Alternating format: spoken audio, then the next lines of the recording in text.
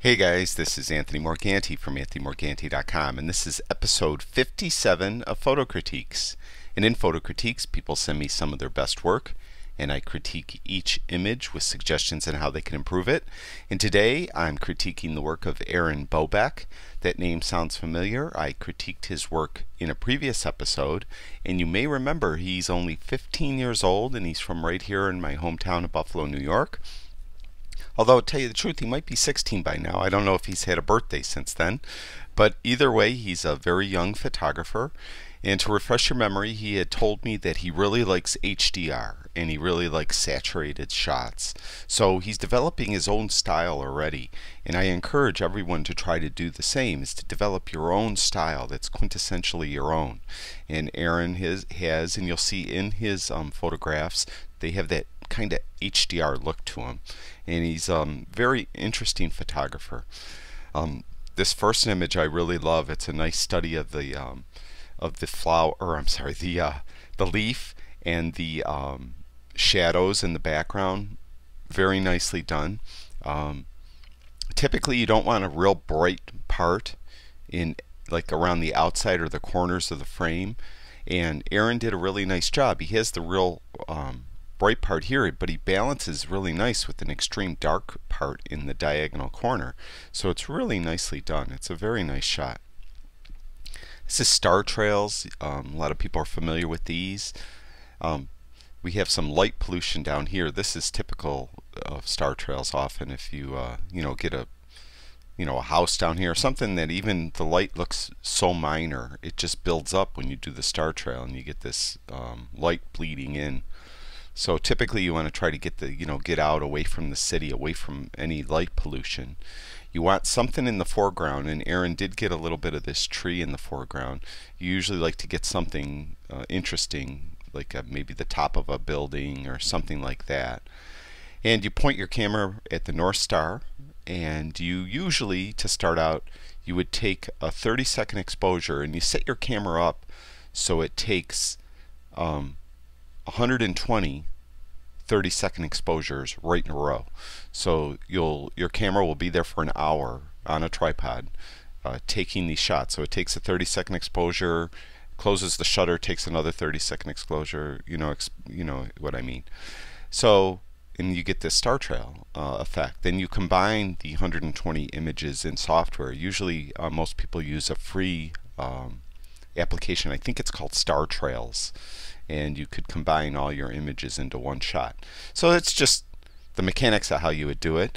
Aaron did a nice job on this. Again, this light pollution down here, you'd like to try to get into an area where you won't have that bleed into the shot, and try to get something more interesting into the foreground. Something better maybe than this tree. You could search for an area and try to get something like that.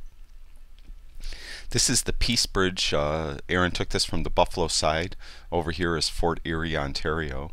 Very nicely done. What I found interesting about this shot, we have two distinct color temperatures. This one over here very warm, over here very cold. Aaron did a nice job of getting something in the foreground, which is the person on the drawing a blank. A person on this going across the water. Very nicely done, and it's a real nice done. It's got that HDR look to it.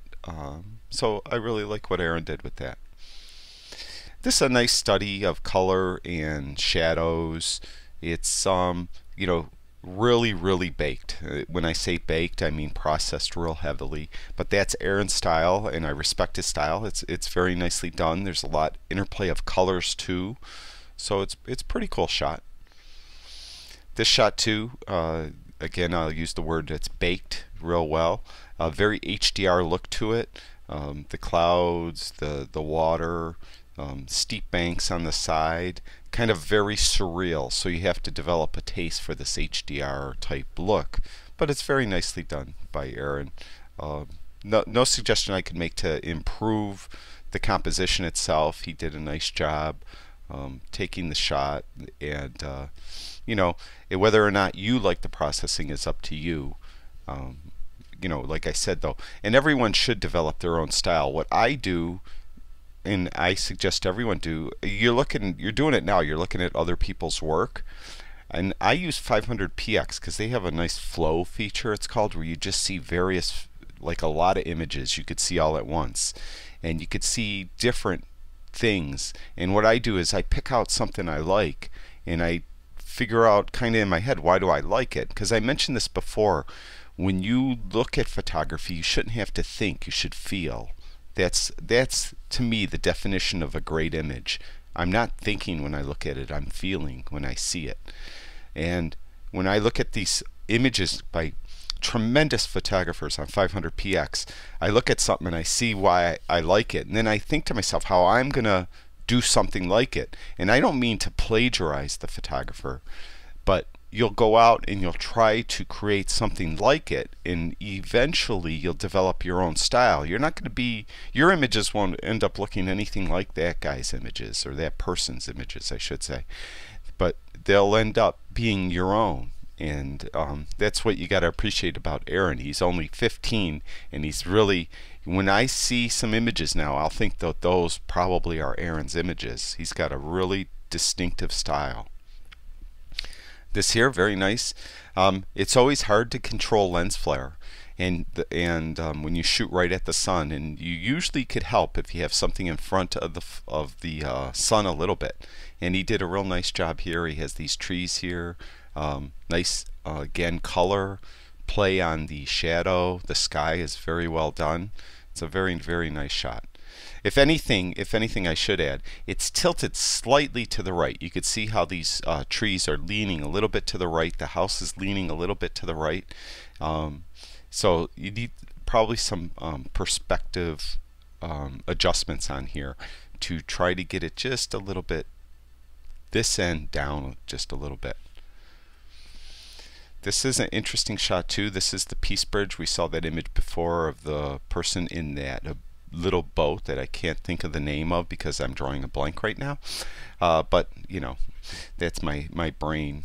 Anyways, you know, the seagull, it's a pretty cool shot. You got some leading lines, and your eyes will resolve on the seagull, and the seagull's in an interesting pose, about ready to take off, which is kind of cool. And the sky is very nicely done. Very, very cool shot. Here's you know, a sport action shot. Aaron did a great job of getting the entire players' bodies into the frame. A lot of times you get the foot cut out, or feet cut out, or head cut, you know, down. He did a really nice job. There is a tiny bit of blur. He did a really good job on focus. I mean, the focus is really good, and that actually is probably the hardest thing to nail when you're doing action shots, is to get the focus just right. There is a real tiny bit of blur, and if you really study sport photographers, especially action sport photographers, you'll find, unless they're going for the blur effect, when they get a shot, it is frozen. There is no blur whatsoever. So in this shot, it's a great action shot, great focus. He did a great job of getting them all in the frame. I would say though, use a faster shutter speed so you could freeze them, even if it means you have to turn ISO up. A lot of these sports photographers, when they do like the football games, if they do night games, they're using ISOs up over 1,000, 1,600. Today's cameras usually could handle the high ISO.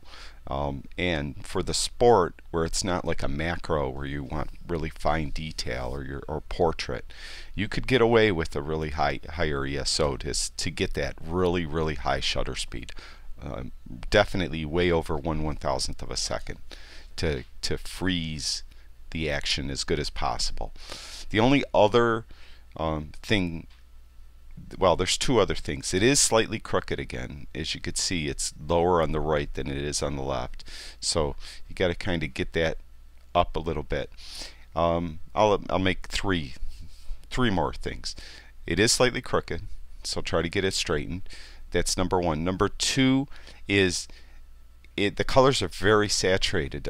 That's your style, I understand that. But if you're going to do sport photography, you really have to make it a little more photorealistic, because you're documenting. It's more of a documenting something that happened. not so much as an art shot. So I would back off the saturation just a little bit and make it seem to be more what it really was, because I think these colors are just a little too saturated. And the second thing, when you do sports photography, especially when you're in big wide open areas, you have to position yourself so the background is the least obtrusive.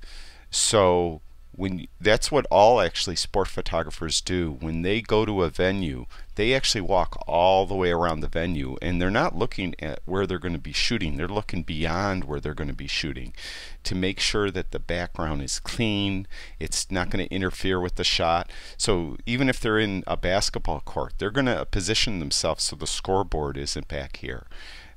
So again, it might have been harder. This might be the best background Aaron had. I'm not criticizing Aaron for his background in this case.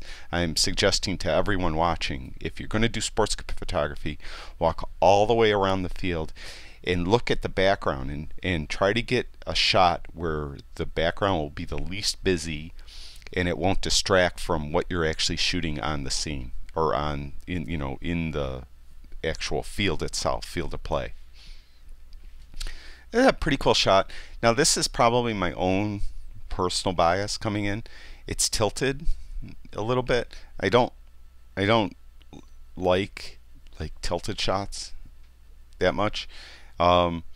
It's a cool shot. Again, super saturated. It's kind of bright down in here. It helps lead your eye through the leading line of the path. So it's a cool shot. This is my favorite shot though. Again, very high saturation, almost has that Hobbit kind of look to it.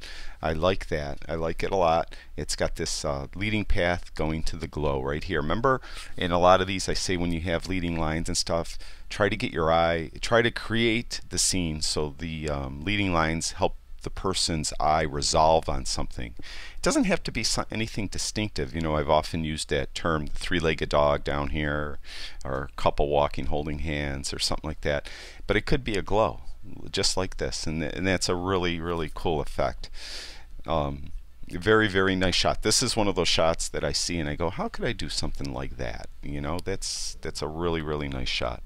So Aaron, thank you very much for sending me in your image, and I'm very flattered. Aaron had said that watching my critiques and my videos, he incorporated a lot of what I've said into his photography, so I'm very flattered, Aaron. Thank you very much.